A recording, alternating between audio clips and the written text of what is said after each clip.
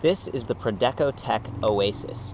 It's an electric bike that's designed to be affordable and easy to approach, but also offer a lot of power. So I'm just going to jump right into the specs on this thing. This is a 750 watt direct drive, that means gearless, rear hub motor.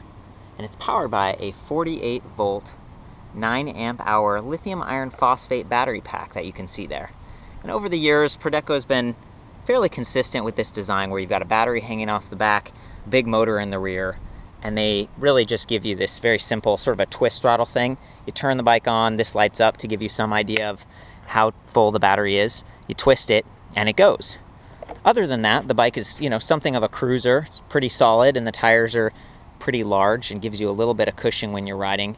But again, the design makes this thing sort of rear heavy, all the weight's back there. What they've done in recent years is added a second strut, so these are like the strut arms that hold the rack and kind of support the weight of that battery pack. And that's good because I think early on, when you're talking about a battery pack this big, and again, it's like 9 amp hours, they also offer like 12 or 15 amp hour versions for a little bit more, and that's gonna give you distance. So again, the voltage on this, 48 volts, that's sort of like saying the power. And that's good. A lot of electric bikes are like 24, 36, so 48 is kind of the top. And again, the hub motor here, although it is gearless, which means it doesn't give you quite as much torque, 750 watts is like the extreme high end of what's legal in the United States. This bike still tops out at 20 miles per hour, although you can't tell because there's no computer. You'd kind of have to add your own, put a magnet on the spoke and stuff. But in general, that makes it simple. So you're not going to really know how precisely the battery capacity is at. You're also not going to know your top speed, the distance. There's no pedal assist, but it's simple and it's pretty affordable. This one's like $1,700 and you just you get what you see. So I'm going to do a test ride in a little bit, but I also wanted to call out that, you're working with 8 speeds here. There's a twist shifter. So you got a twist throttle over here and then a twist shifter or grip shifter. And then that's going to change the speeds on this SRAM X7 back here. Pretty simple. The front's got this nice sort of almost a bash guard aluminum so that, if you're going over a curb or something, it protects the teeth. And yeah, there's just one derailleur arm back here and that keeps it a little bit easier to maintain. Tires, these Continental Town & Country, super, super tough. Nice double-legged kickstand. When it goes up, it doesn't get quite as high as I'd like. You can kind of bump that if you're going over curbs, but it is sort of adjustable so you can help the bike lean if you're on a grassy hill. And one of my favorite parts of this bike is these great 180 millimeter hydraulic disc brakes from Avid. That's going to give you the stopping power that you want when you're riding this thing down a big hill, because it can power you up a big hill, and that's the big advantage again of a powerful motor. So it's not quite as versatile as some bikes, but it's a simple way to get into the game. And as long as you aren't jumping this thing or whatever, or letting it tip, which might be a little bit easier because of where the battery's positioned, it should be okay. A lot of other bikes are putting the batteries lower. Low and center is the idea. These guys aren't doing that, but again, their prices are lower. That's what they're keeping lower, is the price. And again, the technology, the chemistry of this battery is lithium iron phosphate, which I think has a lower energy density, meaning it's going to be heavier for the same amount of juice, but it holds up well to heat. I'm actually in Florida, so it does get quite hot here. And, if you're just someone cruising around, as long as the streets are smooth, not having suspension might be okay. And, you got the brakes and stuff. It's interesting, the fork on this one's from Surly, and it's got all these different brays on, so you could add like bottle cages or racks or whatever. It's actually a touring fork. It's interesting to see it here.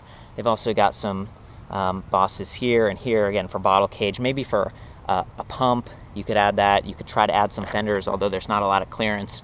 I did want to show how the battery works, so you can kind of see there's an indicator on it giving you how full it is. It's got a built-in light, LED light, kind of simple, but nice. You twist the key to all the way to unlock, and you pull this thing off like that, right? So that's the bottom of the battery pack, and it's got this little like grip handle thing here.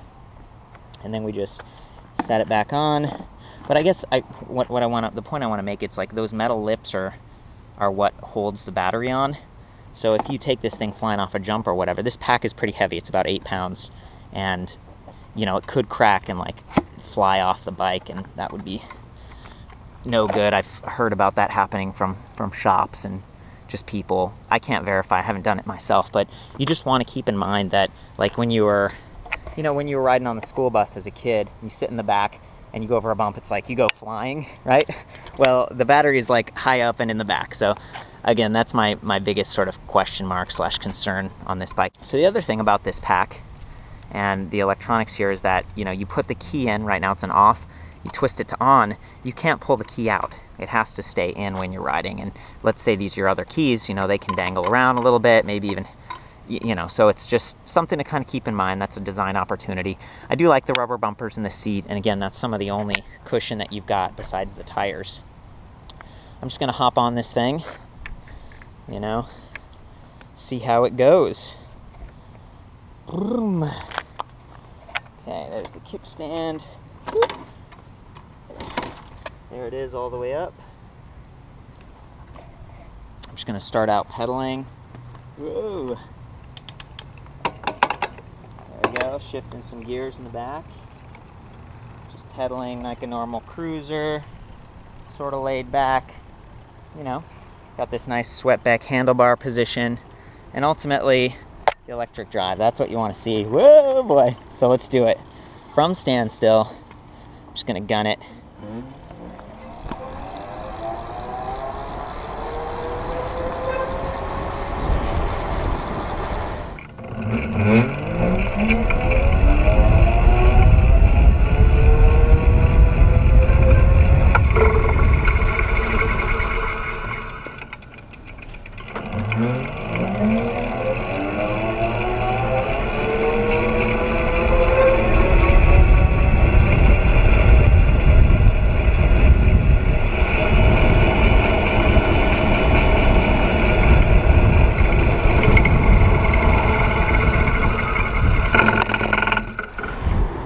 Can't tell how fast I'm going, but it does feel pretty fast.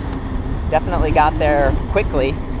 So, you know, that motor delivers. It's just kind of heavy, and again, rear heavy. That's the story of this bike. So, you know, again, ProdecoTech Oasis, kind of a fun bike, affordable, and pretty powerful motor. For more info on this bike and others, check out ElectricBikeReview.com. I'll see you there.